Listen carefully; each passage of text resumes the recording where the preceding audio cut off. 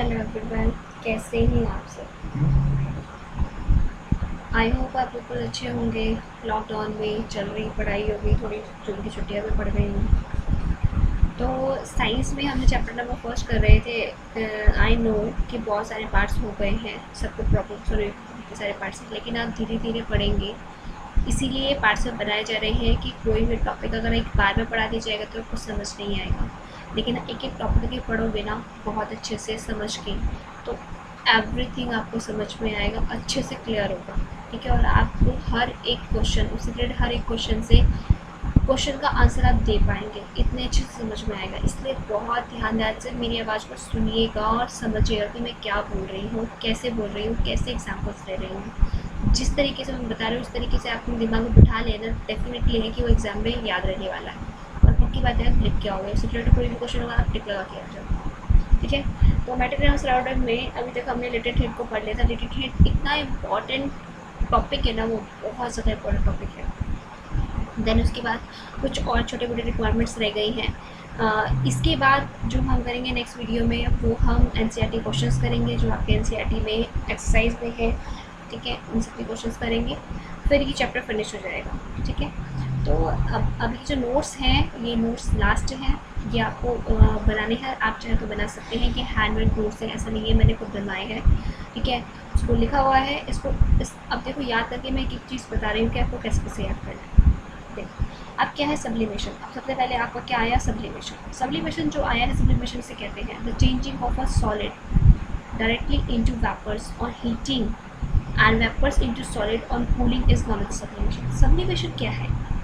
The changing of a solid, किसी भी solid का डायरेक्टली इनटू वेपर्स, किसी भी सॉलिड का बिना लिक्विड में चेंज हुए डायरेक्ट वेपर बन जाना। क्या करने पे? हीट करने पे, या फिर वेपर का सॉलिड बन जाना जब उसे ठंडा किया जाता है। वेपर का सॉलिड बन जाना जब उसे ठंडा किया जाता है इज नॉन एज सब्लिमेशन। इसी को हम क्या बोलते हैं? सब्लिमेशन। ठंडा करने पर वेपर सॉलिड बन जाएगा और गर्म करने पे सॉलिड वेपर बन जाएगा, जस्ट उल्टी रिएक्शन। ठीक है, अभी देखो एग्जाम्पल्स में मैं बहुत अच्छे से इसमें क्लियर हो चुका है। देखो यहाँ देखो, ये आइस है ना, आइस सबसे पहले क्या होती है? मेल्ट होती है। मेल्ट होने के बाद इवेपोरेट होती है, देन वो स्टीम बनती है। लेकिन सब्लिमेशन क्या कहता है कि जो ये आइस है विदाउट इवेपोरेट, विदाउट मेल्ट हुए, बिना लिक्विड में चेंज हुए, डायरेक्ट किस में चेंज हो जाएगी? ये स्टीम में चेंज हो जाएगी। आप देख रहे हैं ये जो एरो का साइन है, सब्लिमेट का साइन है, मतलब आइस डायरेक्टली चेंज हो गई है आपकी स्टीम में, या फिर स्टीम डायरेक्टली चेंज हो गई है आइस में, तो हम इसको क्या बोलेंगे? D sublimate. डी सब्लिमेट बोलेंगे या सॉलिडिफाइड बोलेंगे। तो जब स्टीम से जब आपको दोबारा से आपको आइस लाना पड़ता है तो पहले क्या करते हो? ठंडा करते हो, स्टीम को ठंडा करते हो तो लिक्विड में चेंज होता है। लिक्विड को फिर बर्फ़ बनाते हो तो सॉलिडिफाइड होता है, तब वो आइस बन जाती है। उसको वाटर बनता है। वाटर को आप क्या करते हैं? फ्रिज में रखते हैं। फ्रिज में रखने के बाद में क्या होता है? सॉलिडिफाइड बन जाता है। लेकिन डी सब्लिमेट का क्या रहा है कि स्टीम का बिना वाटर लिक्विड में चेंज हुए डायरेक्ट किसमें बन जाना? सॉलिड बन जाना। इसी को हम क्या बोलते हैं? सब्लिमेट। तो सब्लिमेट क्या है? सब्लिमेट क्या है? The changing of a solid, solid का change directly into vapour, vapour में, और हीटिंग, गर्म करने पर, या and of vapour into solid, या फिर वेपर का सॉलिड में, ऑन कूलिंग, कूलिंग करने पे, is known as the sublimation. इसी को हम क्या बोलते हैं? सब्लिमेशन। देखो एग्जाम्पल्स में कुछ है। The common substance which undergo sublimation are ammonium chloride, iodine, camphor, naphthalene, anthracene। ये सारे कॉमन सब्सटेंस हैं जो जर्नली क्या होते हैं? सॉलिड से डायरेक्ट क्या बन जाते हैं? वेपर। आपने कपूर देखा होगा। ठीक है, कपूर क्या होता है? कैंपर बोलते हैं उसे, कपूर। ठीक है, कपूर क्या होता है? आप जलाते हैं, हम मंदिर में जलाते हैं पूजा करने के लिए, तो उस समय पे क्या होता है? उस समय पे वो सॉलिड स्टेट में होता है। लेकिन आप जैसे ही उसे जलाते हैं तो विदाउट लिक्विड में चेंज हुए वो किस में चेंज हो जाता है? वेपर में। इसी को हम क्या बोलते हैं? सब्लिमेशन। कि विदाउट लिक्विड में चेंज हुए डायरेक्टली वेपर में चेंज हो जाना इज कॉल्ड सब्लिमेशन। ठीक है, ऐसे ही जो कॉमन सब्सटेंस है जैसे अमोनियम क्लोराइड है, ये भी डायरेक्ट सॉलिड से किसमें चेंज हो जाता है, वेपर में। आयोडीन है, आयोडीन भी हो जाता है। नैप्थलीन है, नैप्थलीन की गोलियाँ, नैप्थलीन की गोलियाँ आपने देखी होगी, वाइट कलर की गोलियाँ होती हैं। ठीक है, उसमें कपड़ों पे जनरली यूज़ की जाती है, दीमक ना लगे, मतलब उसमें भी यूज़ की जाती हैं ताकि खुशबू थोड़ी अच्छी सी आए, उसके लिए भी हम यूज़ करते हैं। ठीक है, अब देखो, जो कार्बन सॉलिड कार्बन डाइऑक्साइड है कि dry ice sublimes to form carbon dioxide, ये जो इंपॉर्टेंट है ना, ड्राई एस जो हमने लिखा है ये इतना इंपॉर्टेंट है ना।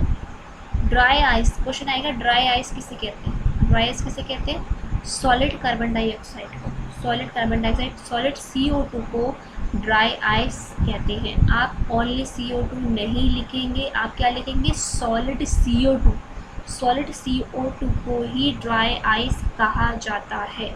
अब solid carbon dioxide sublimes to form carbon dioxide, जो सॉलिड कार्बन डाइऑक्साइड है सब्लिमाइज होके क्या बनाता है, कार्बन डाइऑक्साइड गैस बनाता है। यानी कि पहले कार्बन डाइऑक्साइड यानी कि ड्राई आइस था, ड्राई आइस किस में चेंज था, सॉलिड में, सॉलिड से किस में चेंज हो गया, गैस में। इसका मतलब है सब्लिमाइज हो गया, क्योंकि वो सॉलिड से ड्राई किस में चेंज हो गया, आपका गैस में। ठीक है, बात समझ में आ गई होगी अच्छे से। अब देखो इफेक्ट ऑफ प्रेशर, प्रेशर का इफेक्ट क्या पड़ता है, जो फिजिकल स्टेट होती है वो चेंज होती है अगर मैटर की, तो प्रेशर का इफेक्ट क्या पड़ता है। The physical state of matter can also be change by changing the pressure, जो फिजिकल स्टेट होता है मैटर का वो ऑल्सो चेंज होता है बाय चेंजिंग द प्रेशर। जब हम चेंज करते हैं प्रेशर को तो जो उसका फिजिकल स्टेट है वो भी चेंज होता है। Gases can be liquefied by applying pressure and lowering temperature, जो गैसेस है याद रखिएगा, जो गैसेस हैं कैन बी लिक्विफाइड, उसको लिक्विफाइड किया जाता है by applying pressure and lowering temperature. Temperature को थोड़ा कम कर दो और क्या कर दो, प्रेशर को थोड़ा अप्लाई कर दो, प्रेशर बढ़ा दो, टेम्परेचर कम कर दो, तो किस में चेंज जाएगा, लिक्विड में। मैं आपको एग्जांपल देती हूँ, जैसे कि आपका ऑक्सीजन गैस है, ऑक्सीजन गैस को अगर हमें लिक्विड में चेंज करना है, ठीक है, ऑक्सीजन गैस को हमें लिक्विड में चेंज करना है, किसी भी गैस को अगर हमें लिक्विड में चेंज करना है तो हम क्या करेंगे, टेम्परेचर को कम कर देंगे और प्रेशर को बढ़ा देंगे।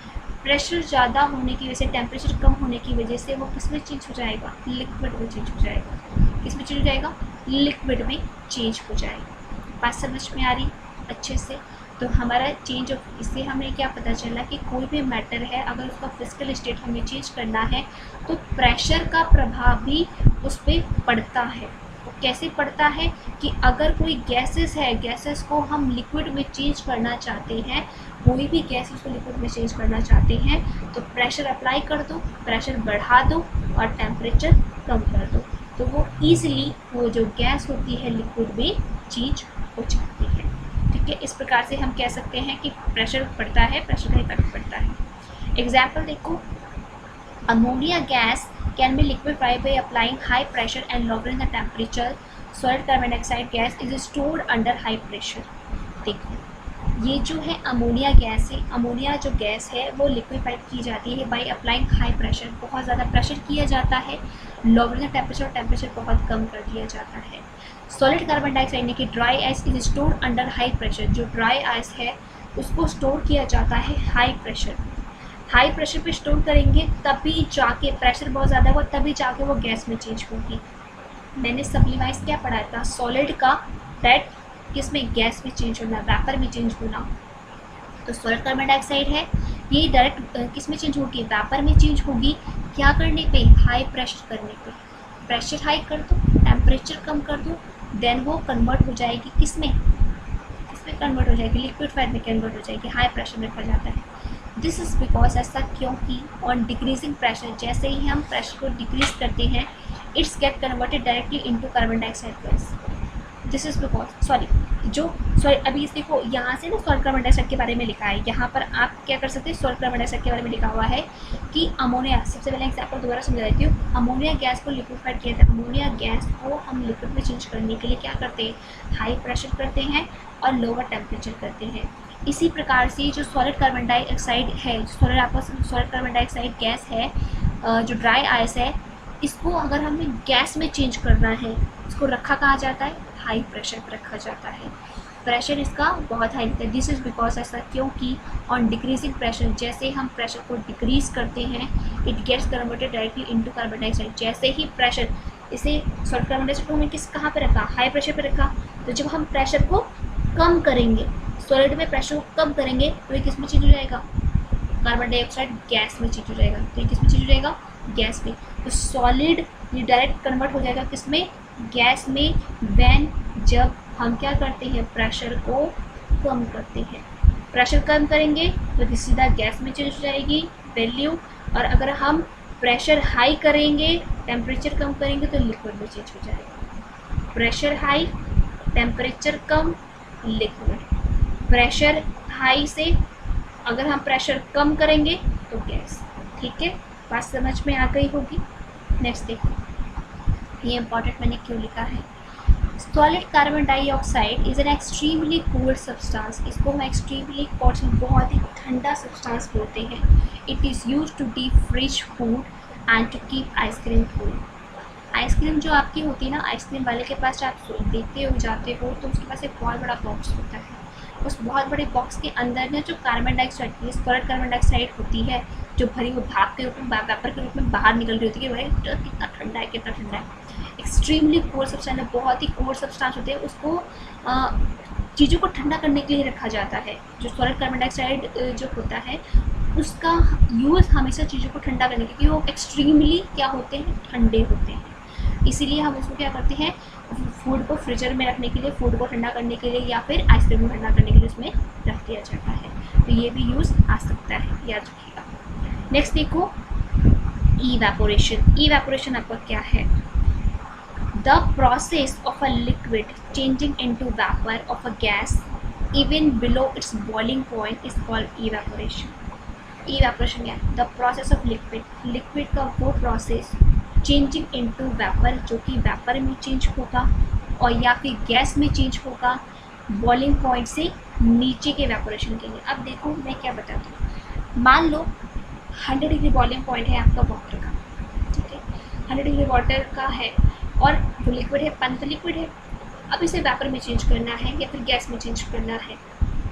तो इवेपोरेशन क्या कहलाएगा, लिक्विड का जब हम गैस में चेंज करते हैं या फिर वेपर में चेंज करते हैं तो उसके बॉइलिंग पॉइंट से थोड़ा सा कम होना चाहिए। जैसे 100 डिग्री सी है तो क्या होगा, 98 degree C.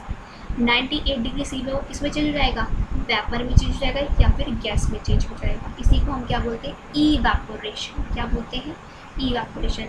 The process of liquid, liquid की वो प्रोसेस चेंजिंग इनटू वेपर, जो कि चेंज हो जाती है वेपर में या फिर गैस में, even below it's boiling point, जब बॉइलिंग पॉइंट से थोड़ा नीचे ही हो, इज कॉल्ड इवेपोरेशन। इसी को हम क्या बोलते हैं, इवेपोरेशन कहते हैं। नेक्स्ट देखिए क्वेश्चन, ये मोस्ट इंपॉर्टेंट क्वेश्चन है जो मैंने एनसीईआरटी से थोड़ा सा अलग कराया है। ठीक है, why solid carbon dioxide is known as the dry ice. जो सॉलिड कार्बन डाइऑक्साइड है उसको हम ड्राई आइस क्यों कहते हैं, इसका देखो reason. Solid carbon dioxide gas converted directly into gases state on decreasing of pressure to an atmosphere without coming into liquid state. हमने क्या बोला, सब्लिमेशन ही तो बताया था। जो सॉलिड कार्बन डाइऑक्साइड गैस है वो कन्वर्ट हो जाती है डायरेक्टली इनटू गैसेस, वो पूरा गैसेस में कन्वर्ट हो जाती है, कन्वर्टेड स्टेट और डिक्रीजिंग ऑफ प्रेशर। जैसे ही हम, क्योंकि सॉलिड कार्बन डाइऑक्साइड को, ये गैस नहीं होगा, ठीक है, गैस नहीं होगा, ये गलती से लिख दिया गया है, इसे कट कर दीजिएगा। ठीक है, तो जो गैस है यहाँ पे, जो सॉलिड कार्बन डाइऑक्साइड है, सॉलिड कार्बन डाइऑक्साइड है, उसको डायरेक्टली हम गैसेस में चेंज कर देंगे, क्या करके, प्रेशर को कम करके, टू एन एटमॉस्फेयर, एटमॉस्फेयर पे विदाउट कमिंग इनटू लिक्विड, बिना लिक्विड में चेंज हुए, बिना लिक्विड में चेंज हुए सॉलिड कार्बन डाइऑक्साइड को गैसेस में चेंज कर देना। क्या करने पे, प्रेशर को डिक्रीज करने पे, विदाउट लिक्विड स्टेट में चेंज हुए। दिस इज द रीज़न, यही वो रीज़न है that solid carbon dioxide is also known as dry ice. ये इसी कारण से उसे क्या करते हैं, सॉलिड कार्बन डाइऑक्साइड को ड्राई आइस बोलते हैं, क्योंकि वो लिक्विड में चेंज होता ही नहीं है, वो डायरेक्ट किस में चेंज हो जाता है, गैस में चेंज हो जाता है। इसीलिए हम उसे क्या बोलते हैं, ड्राई आइस बोलते हैं। ठीक है, आई होप आपको समझ में आ गया होगा। नेक्स्ट देखो, फैक्ट फैक्टर्स अफेक्टिंग इवेपोरेशन, जो इवेपोरेशन को फैक्टर अफेक्ट करते हैं उसमें क्या बोलते हैं? टेम्परेचर इफेक्ट करेगा इवेपोरेशन, जैसे जैसे टेम्परेचर बढ़ेगा या कम होगा तो इवेपोरेशन भी बढ़ेगा और कम होगा, इसकी फ़र्क पड़ेगा। सरफेस एरिया, भाई कितना सरफेस एरिया वो कवर कर रहा है। इवेपोरेशन हो रहा है ना, इवेपोरेशन होता है कितने एरिया का, जैसे कि समुद्र में जो आपका क्या बनता है, नमक बनता है, तो वो बहुत बड़े एरिया में बनता है नमक, क्योंकि उस पर इवेपोरेशन का फ़र्क पड़ता है। ठीक है, इवेपोरेशन समुद्र में जो हमें नमक मिलता है वो इवेपोरेशन का ही परिणाम होता है। ह्यूमिडिटी, ह्यूमिडिटी नमी कितनी है, मतलब आपकी नमी, मतलब वो ठंडा एरिया कैसा है, किस टाइप की नमी वहाँ पे आसपास पाई जाती है। विंड स्पीड, विंड स्पीड हवा की चाल कैसी है, ठीक है, विंड स्पीड कितनी है, बहुत तेज़ हवा तो नहीं बहती, बहुत कम हवा तो नहीं बहती, इसका फ़र्क पड़ता है। अगर बॉइलिंग पॉइंट का फ़र्क पड़े, टेम्परेचर का फ़र्क पड़ेगा ना, इस चीज़ के विंड पॉइंट का फ़र्क पड़ता है। ठीक है, वैसे आपको सिर्फ नॉर्मली याद रखना ही, पूछता कोई नहीं है, आपकी एनसीईआरटी में सब कुछ लिखा हुआ है, इसलिए मैं आपको बता रही हूँ। ठीक है, नेक्स्ट देखिए, कूलिंग कॉज बाय इवेपोरेशन, जो कूलिंग होती है, ठंडक जो मिलती है बाय इवेपोरेशन के द्वारा। The cooling cause by evaporation is based on the fact that इस बेस पे है व्हेन अ लिक्विड इवेपोरेशन, जब कोई लिक्विड इवेपोरेट होता है, it draw the latent heat of vaporisation, ये ड्रॉ करता है लेटेंट हीट ऑफ वेपोराइजेशन को, फ्रॉम एनीथिंग, जो कि फ्रॉम एनीथिंग किसी भी चीज़ से, which is touches by losing heat, this anything को, कोई भी चीज़ है ठंडी कैसे हो जाएगी, कोई भी चीज़ है ठंडी कैसे हो जाएगी, मैंने आपको बताया था, हर कोई मैटर है उसका अपना खुद का एक लेटेंट हीट होता है, खुद का एक अपना लेटेंट हीट जो उसके अंदर छुपा हुआ रहता है। तो इसके कारण क्या होता था, कूलिंग कॉज्ड बाय इवेपोरेशन, जो इवेपोरेशन के द्वारा जो ठंडक हमें महसूस होती है। आप ये सोचो ना, जब आपको स्वेटिंग होती है, अभी हमें गर्मी हो रही है, बहुत ज़्यादा गर्मी हो रही है, तो आपको पसीना आ रहा है, ठीक है, स्वेटिंग हो रही है, तो जब वो पसीना, जब हम कहते हैं कि पसीना आ रहा है, तो अब आपको कहते हैं कॉटन, भाई कॉटन पहनो, कॉटन पहनो, तो वो क्या करता है, कॉटन आपके जो स्वेटिंग होती है उसको सूख लेता है, ड्राई कर देता है, और आपकी बॉडी क्या हो जाती है, ठंडक, खुद ठंडक हो जाती है, फिर ठंडक हो जाती है, तो आप छू के अपनी बॉडी को तो ठंडा ठंडा लगेगा। ऐसा इसीलिए होता है व्हेन अ लिक्विड, जब कोई लिक्विड इवेपोरेट होता है, जब कोई लिक्विड इवेपोरेट होता है, it draw the latent heat of vaporisation, तो ये ड्रॉ करता है लेटेंट हीट ऑफ वेपोराइजेशन को फ्रॉम एनीथिंग, किसी भी चीज़ से, which is touches by losing heat, जिसको टच करके वो उसकी हीट को क्या कर देता है, लूज़ कर देता है, दिस एनीथिंग को, जिसकी वजह से कोई भी वस्तु हो जाती है, कुछ भी चीज़ होती है वो ठंडी हो जाती है। तो आपका क्या है, जो स्वेटिंग था वो किसके टच में आ गया, वो आपके कॉटन के टच में आ गया, जिसकी वजह से आपका जो स्वेटिंग है वो किसने ले लिया, आपके कॉटन ने ले लिया, और आपकी बॉडी क्या हो गई, ठंडी। ठीक है, तो इसी को हम बोलते हैं कूलिंग कॉज बाय इवेपोरेशन। बात समझ में आ गई होगी, ये मोस्ट इम्पॉर्टेंट है, ये ध्यान रखना। देखो ये बहुत अच्छा है, एक ही बार में दे रखा है आपके एनसीईआरटी में, अगर हमें सॉलिड से लिक्विड में जाना है, सॉलिड से लिक्विड में जाना है तो आप क्या करेंगे, फ्यूज़न करेंगे, सॉलिड से लिक्विड में जाना है तो आप क्या करेंगे, फ्यूज़न, ठीक है, तोड़ेंगे। फ्यूज़न क्या है, फ्यूज़न का मतलब मेल्टिंग करेंगे, फ्यूज़न का मतलब मेल्टिंग। अगर आपको लिक्विड से गैस में जाना है तो आप क्या करेंगे, वेपोराइजेशन, वेपोराइजेशन मतलब पानी को उबालेंगे, वेपर बन जाएगा। और आपको गैस से सॉलिड में जाना है, गैस से सॉलिड में तो क्या करेंगे, सब्लिमेशन, और सॉलिड टू गैस में जाना है तब भी सब्लिमेशन। मैंने बताया था कि डायरेक्ट गैस से आप किस में जा रहे हो, सॉलिड में, तब भी सब्लिमेशन, सॉलिड से गैस में जा रहे हो तब भी सब्लिमेशन, क्योंकि लिक्विड का तो कोई नाम ही नहीं है ना, लिक्विड का कोई नाम नहीं है, तो दोनों का आपस में इंटरचेंज होना सब्लिमेशन। तो आपको याद क्या रखना है कि जब हम सॉलिड से लिक्विड में जाते हैं तो आपका फ्यूज़न होता है, और लिक्विड से वापस सॉलिड में आएंगे तो सॉलिडिफिकेशन। सॉलिडिफिकेशन मैंने क्यों बोला, लिक्विड से वापस किस में आ रहे हो, सॉलिड में, यानी कि बर्फ़ को आप जमा रहे हो, पानी से आप बर्फ़ को जमा रहे हो तो सॉलिड कर रहे हो, इस तरीके से याद होगा सॉलिडिफिकेशन।